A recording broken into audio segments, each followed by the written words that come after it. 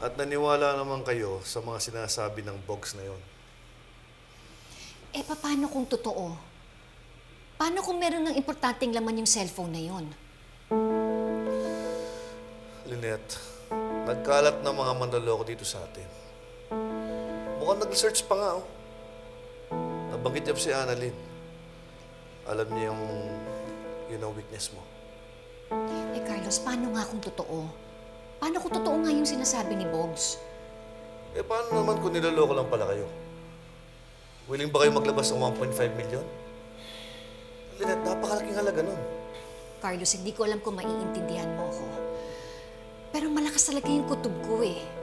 Na meron ng importanteng ebidensya yung laman ng cellphone na yun na makakapagturo kay Moira. Kaya ba interesado ka dahil tungkol kay RJ? Carlos, walang kinalaman si RJ dito. Ang sabi kasi ni Bogs na meron tong importanteng laman yung cellphone na yun na makakatulong kay Annalyn. Yun ang gusto kong malaman. Doon ako interesado.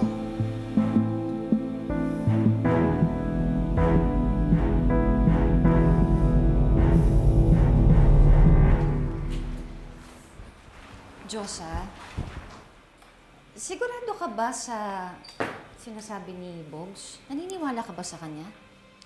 Alam mo, Lynette, mukha naman nagsasabi ng totoo yung si Bogs.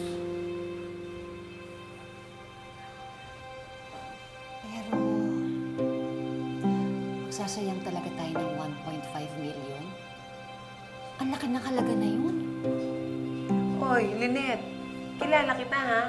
Kanina lang game na game ka sa plano natin eh. Bakit ngayon parang nag-iiba na yung plano mo? Ba't parang umaatras ka na? Nakausap ko kasi si Carlos kanina. Ang sabi niya, ipapano daw kung niloloko lang tayo ni Boss. Anak, ano sa tingin mo? Eh, sa tingin ko po, Nay, hindi niyo naman po pwedeng deadmahin po si Doc Carlos eh.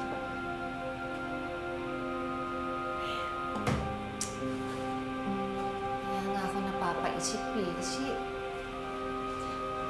alam mo yun, parang iba kasi talaga yung kutob ko eh. Parang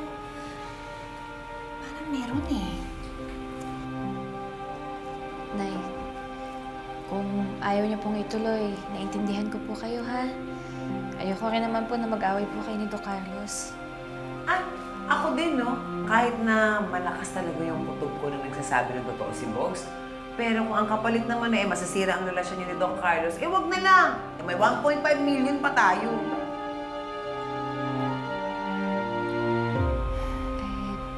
Pero Nay, kung gusto mo man po ituloy, may nakausap na po ako. Tutulong po siya sa atin. Eh, sino?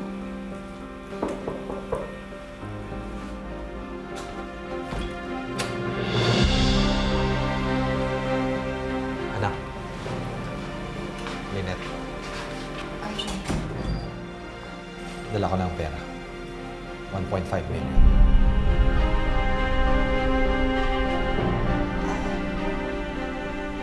Magtatapon ka talaga ng 1.5 million? Eh, hindi pa naman tayo sigurado kay Boss. Pera ng to, Lynette. Kailangan ko malaman ng totoo. Sa isang katulad ko na nawawalan ng memory, hindi ako matatahimik hanggat hindi ko malaman ng totoo. This may be against Zoe and Moira. But I need to know the truth.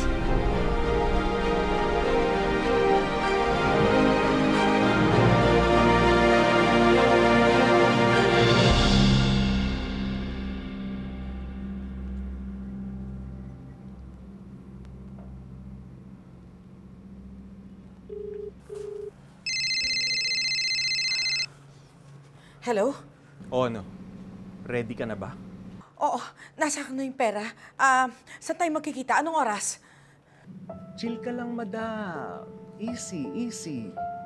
Ako ang magdidesisyon kung saan at kung anong oras. May iba ka pa bang kausap? Of course, ikaw lang. Huwag kang magsusumbong sa pulis, ha? sa oras na gawin mo yun, mamaya-maya lang, ilalabas ko sa internet itong video na to. Oo, ako lang mag-isa, wala akong kasama. Ma'am, ano? Sasamahan kita. No, Zoe, kaya ko to. Mommy, you're dealing with a criminal. That's not safe. And he doesn't know that he's dealing with me. Lagot siya kapag niloko niya ako.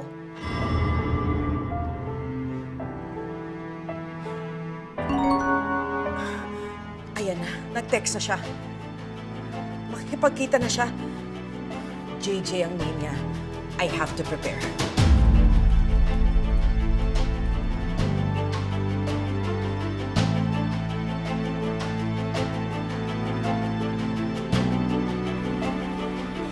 Matutulungan mo ba ako, Lynette? Alam ko may mga hinala rin kayo. Sa ikakatahimik ng lahat, tapusin na natin to. Let's get that phone. Ano mang laman nun, handa kong harapin. Please, Lynette. Tulungan mo ako.